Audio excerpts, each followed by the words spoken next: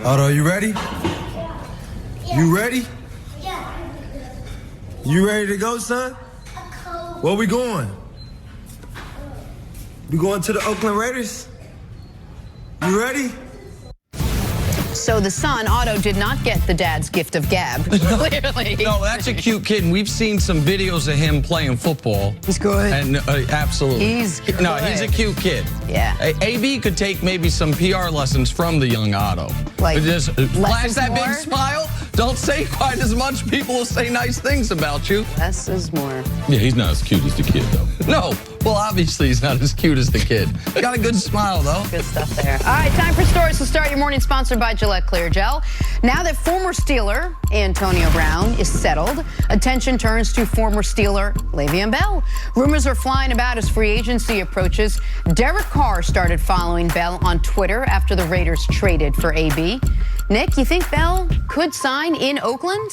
I'd say it's a possibility. I wouldn't think it's likely. And even if John Gruden embraces the idea of bringing in Antonio Brown for that rock-bottom compensation, trying to all of a sudden bring in Steelers West without as high level of a quarterback, to me, would be a bad idea. Like, I think these guys are two great players, but I don't know if you want to, after you usher out two of your most high-character guys in a locker room, and Khalil Mack and Amari Cooper, in one offseason, bring in the real question mark of AB and a guy in Le'Veon Bell, who I don't know if it's a character question mark, but maybe decision-making in regards to the drug policy question mark. I wouldn't bring them both in. Yeah, I don't have a problem with them playing for the Raiders, but they just have more priorities. They need a rusher. Remember Khalil Mack?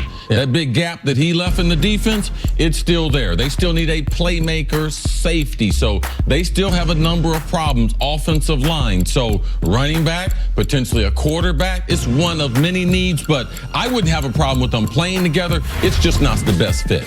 All right, to the Cowboys now. Veteran linebacker Sean Lee will be back in Dallas for the 2019 season. That after agreeing to terms on a one-year, $3.5 million restructured deal to stay with the Cowboys. The injury-prone Lee will turn 33 this summer. See, was this a good move? Well, it was a good move for him, for Dallas. I believe that with their two linebackers that they have, both of them Pro Bowl level players, it's nice to have a veteran who can play 1, 2, 3 spots in case there's an injury. But will he be injured? I believe in playing less snaps, it should be able to help him out, and he should be a great special teams player. So for $3 million, it's a good buy. We knew that Sean Lee was not going to be on the Cowboys at $7 million, which is what his cap hit and salary, his price tag was going to be before the restructure. We thought it was, or at least I thought it was on the board, he would be cut entirely. I think this is probably the best of both worlds. We know Jalen Smith was excellent last year. See if he continues that form. And Leighton Vander Esch was amazing as a rookie. See if he continues that form. And Sean Lee as a leader and as a veteran and someone in that meeting room, that's worth the money. Him and Jason Witten, one on the offensive end, one on the defensive side to give him more leadership. To the NBA now. Sixers and Pacers duked it out yesterday. Sixers dominated thanks to Joel Embiid. He returned to action after missing 8 games. He had 32 points, 12 assists. The Sixers move into a tie now with Indiana for the 3rd best record in the East. Nick, how dangerous is Philly when Embiid is playing like this? Listen, Embiid was excellent. The defense was suffocating in the second half. Indiana scored 30 points. Embiid with the 33 points, 12 rebounds was a great return for him. And C, very important in the standings. The Celtics, Pacers, Sixers, 2 of them are going to be in the 4-5 line. Yep. So right now the Sixers got up to the 3 line, tied with the tiebreaker over Indiana. Enormous game for them because they don't want to be playing in that first round 4-5. Right. There's a number of things that make Philly a tough matchup. They lead the NBA in attendance. They over 20,000. The only NBA team has over 20,000. Also, their ability for Joel Embiid to get you in foul trouble, and they got 4 starters that shoot over 80% from the free throw line. Everyone, of course, Ben Simmons. Yeah, everyone but Ben. Moving on to the Lakers now. Which is huge. Sorry. More bad news to go with the existing bad news that there has been the regular season. Both Brandon Ingram and Lonzo Ball were shut down for the remainder of an already disappointing year. Neither will be needed for the playoff run the team will most likely not be making.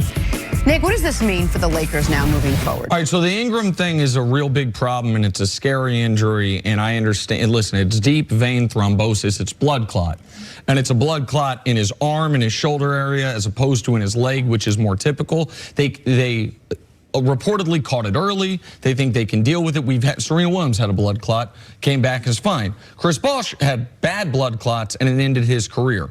But for Ingram, let's just assume that because it was caught early, they can deal with it, right? Because that's the only way he's a key point for this team, either trade-wise or otherwise moving forward. He was playing the best basketball of his life. Since the All-Star game, 6 games, averaging 28 points per game. Averaging.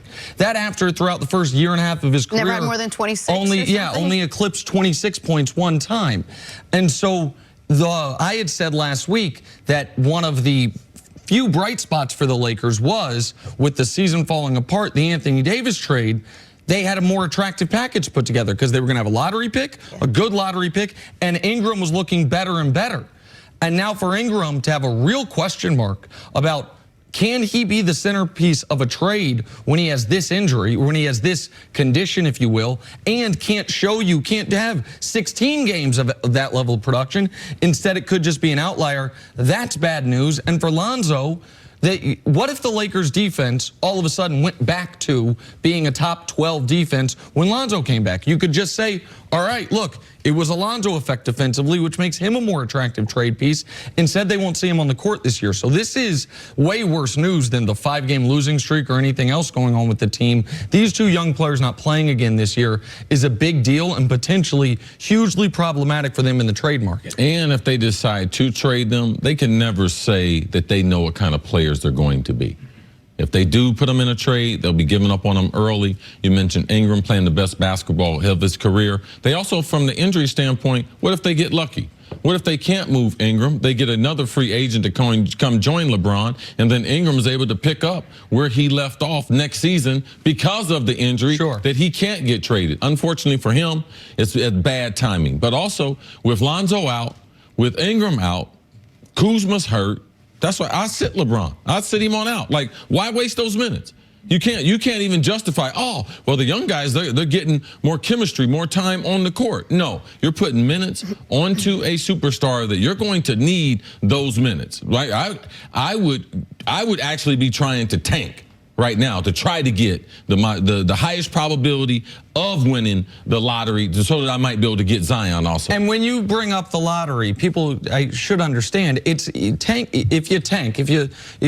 better lottery odds, it's not just about Zion. Everyone wants Zion, but it's the better chance of getting the 2nd pick, the 3rd pick, getting a top 6 pick. But he's the only player that people are mentioning. No, of course. Yeah. I'm just for the audience because they might see, if the Lakers, to C's point, if they fall 2 more places in the standings, they all of a sudden would have a 25% chance of a top 4 pick. So even if their chance of Zion is a couple percent, like the ability to get, there's Ja Morant, there's Zion, there's R.J. Barrett, there's 3 guys that people consider blue chippers. And it's more of an asset. Right, and it is much more attractive in a trade. One of the arguments I had to not shutting down LeBron is you don't know if you're going to be able to trade these guys. You don't know if you're going to trade all of them or any of them.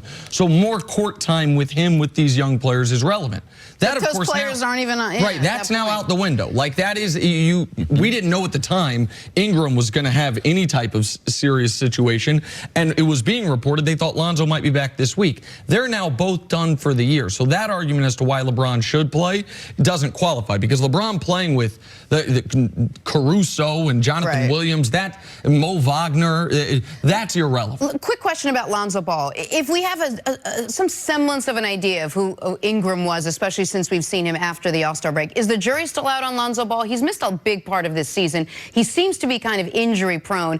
Do we know what kind of player he is, or do you need to see another year or so before you could clump him into? At least another year. No, he's got a problem. I mean, is he going to ever develop a jump shot? He can't shoot free throws. So ultimately, like, how high is his ceiling in the NBA? Now, he did become their best defender, but you don't spend a lottery pick, typically a top 5 pick, for a guy to be a defensive specialist. So there's still so many questions as far as his overall game. Yeah, Lonzo, he needed the full year of year 2 and a full year with LeBron at least to have any idea of, was he going to live up to that draft stock? I would say right now, the odds are he will never live up to the draft pick, but we don't know what he is. Like, he needs at least another full season under his belt. All right, let's move on to the Warriors. Not a great weekend for the best team in basketball. That's because they lost to the 2nd worst team in basketball last night. In fact, they've lost 6